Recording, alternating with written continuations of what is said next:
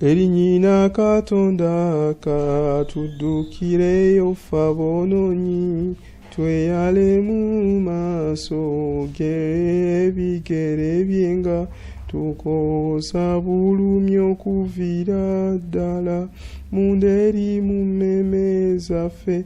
Tinnya bw'omuyinza tuyambe, otukwatirwe ekisa, yanguwa nti tusaanawo. Olw'ebyonoono byaffe tokkiriza baddu b'okugenda ngalonsa, ffe wekka gwe tulina ng'essuubi. Ekitiibwa kibe eri Patri n'ery'Omwana n'ery'Omwoyo Omutuukirivu, era kaakano ne bulijjo n'okutuusa emirembe n'emirembe. Amiina.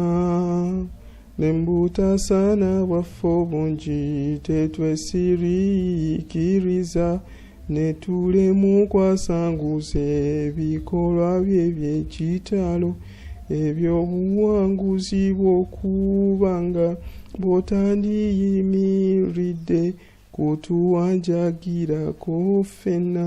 Gwe nnyina Katonda ani olwo yandiggye ffe mu miteeru gyonna egyo? Ani yanditukuumidde mu ddembe okutuusa kati? Gwe nnyabalokola abaweereza bo, mu buli kabi tetukuvengako.